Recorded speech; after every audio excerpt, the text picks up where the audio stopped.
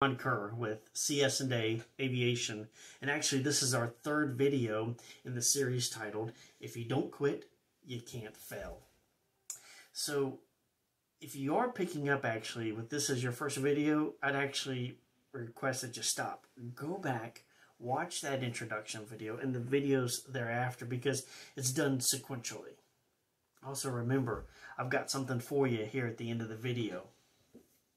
Now we've talked about thus far, shifting your thinking, staying grounded, and then today we're going to talk about assessing our vulnerabilities within our business. Again, the platform here, or the spirit behind this video series is meant for just you and I. We're at this fence post talking about our business. We see a crisis coming down the road. We're trying to identify what that crisis is, how it's going to affect our business, and what are we going to do about it. So your business, you encounter threats. Well, to counter the threat, you're going to have to understand what it is and how those threats are going to affect you. So that's, during this video, almost look at it like today we're going to be like a surgeon. With precision, with a knife, we're going to go a bit deeper. But further, we're also going to obtain clarity to counter these threats. Depending upon when you see this, you may find yourself actually in the midst of COVID-19 crisis. So remember, as I talked earlier, crises expose you. Don't allow them to change you. Change what you see being exposed. Are you familiar with the Stockdale paradox? It was popularized back with Jim Collins in his book Good to Great. You may recall that. So let me unpack it a little bit if you don't. On September 9th, 1963, Admiral James Stockdale was in a bombing raid over North Vietnam when his aircraft took fire and he had to eject. And he was, of course, captured. So you've heard about the infamous Hanoi Hilton. Well, that's where he spent several years, and he ended up actually being tortured and for many of those years. He spent at least 4 years in solitary confinement, and, well, we talk about our quarantine being like the plague. Well, I would say that that's maybe gives us a little bit of shot of perspective, don't you think? But back to unpacking it. He spent 4 years in solitary confinement. He even tried committing suicide to help prevent the Vietnamese from using him as propaganda. So miraculously, he ended up surviving it, and he was released February 12th, 1973. So many years later, Jim Collins asked him about his survival. And Stockdale stated, and I quoted, "I never doubted not only would I get out, but also that I would prevail in the end." Collins goes on further, asks dig a little bit deeper on, well, who didn't make it? Very quick, Stockdale responds, apparently, that it was the optimist. Jim and his researchers follow up with questions, and Stockdale stated, and I quote, "This wasn't optimism, as optimism was a liability," meaning those who did not survive weren't realists, and they were wishful thinkers. So essentially, they thought that they would be out in the winter. Then that came and that went. And then they thought that they would be out by Thanksgiving. That holiday came and went. And then they thought that they were going to be out by Christmas. And that holiday came and went. And so ultimately, those optimists ended up dying of a broken heart. And that's, Stockdale also stated, and I quote, "You must never confuse faith that you will prevail in the end, which you cannot afford to, with discipline to confront the most brutal fact of your current reality, whatever that may be." So Collins and his research team ends up concluding that companies need to take on this Stockdale paradox. In order to survive difficult situations, we as a company must simultaneously do two things. We must seem to be in opposition, even though they are in opposition with each other, we must confront the brutal facts of our current reality and never lose hope that we will prevail in the end. So as we focus on facing the most really brutal facts of our reality, and probably right now for you it's COVID-19, I've put together, well, I guess a makeshift diagram. To do this, let's say that you own and operate an in-flight catering company. Now, I doubt that you do, but just come along with me. It will help serve as a metaphor in assessing the vulnerabilities in your company specific. So here is our diagram. So as we focus on facing the most brutal facts of our current reality, let's look at these 4 domains. A loading dock, where it receives those raw materials it uses to cook the meals. This is the domain of your suppliers, where your company, of course, has a kitchen where it prepares the meals. This is the domain of your operations. This is where the product development, or maybe even your client services is offered, or some of those back office activities for supporting. And then our company here also has a truck. It has to deliver that food to the aircraft, to the airport operations. This, in your company, is the domain of customers. This is where we find we have sales, marketing, customer service will interact with these folks. And then one last domain is your company operates an aircraft or an airport, and that indirectly impacts on the restaurant. So this is the domain of your business environments. This is that infrastructure. This is where the government mandates or other social environments are.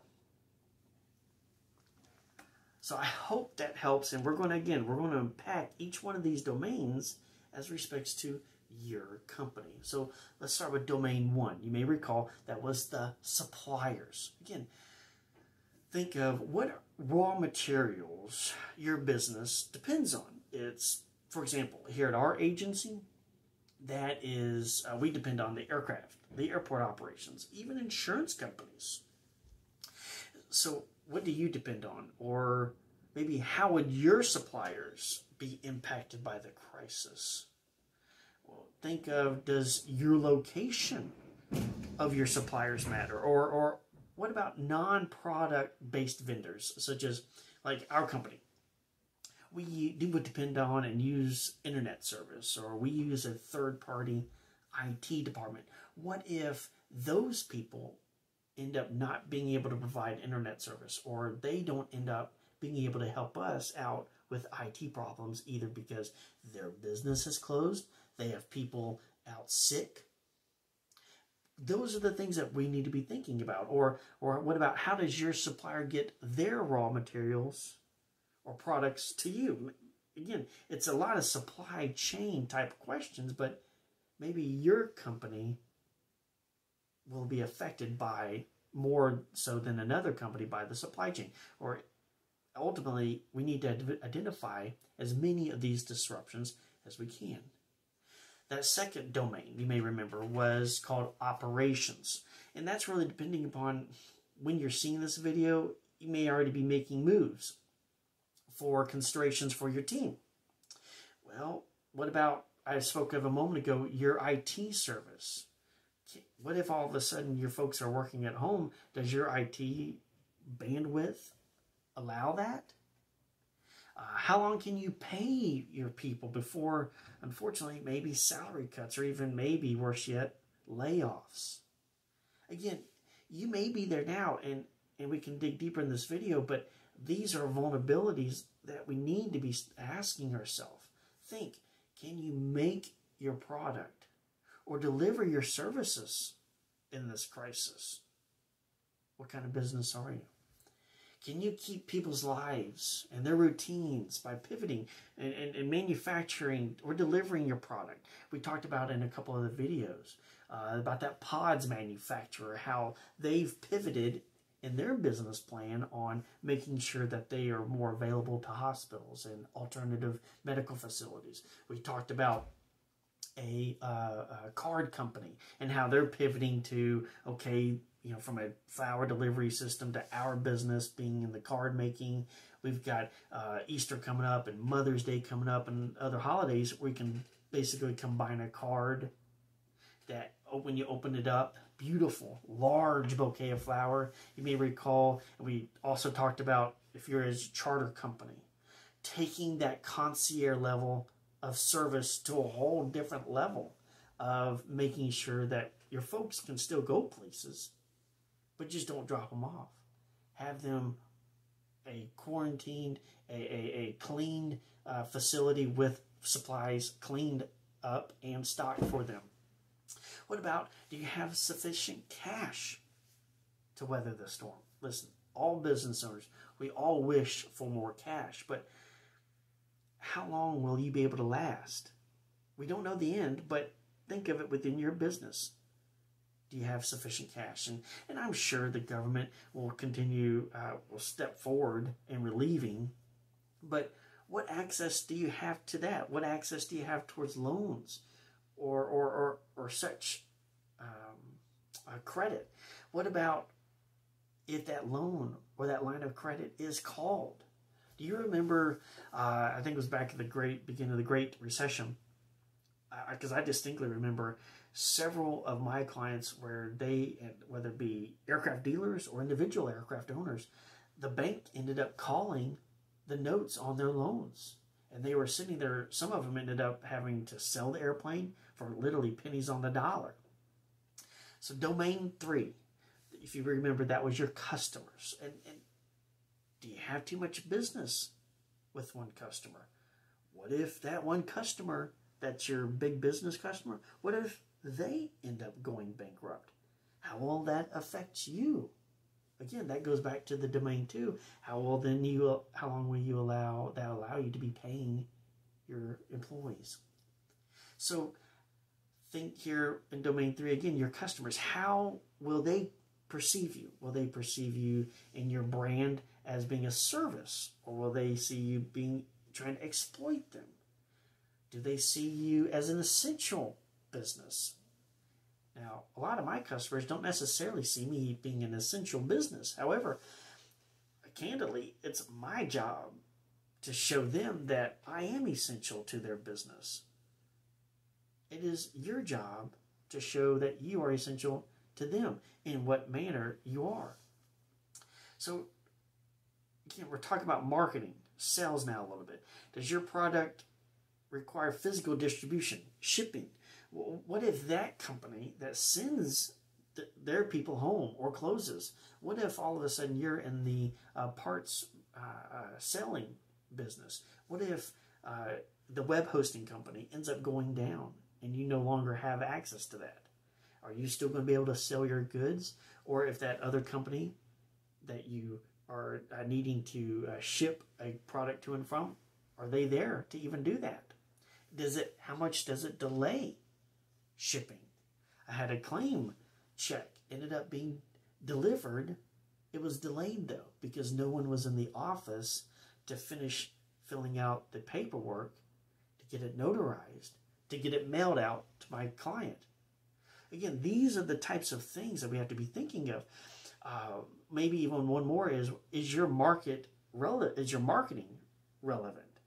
Meaning, does your prospect, does your customer, are there a lot of distractions out there? So is your marketing even relevant to them right now?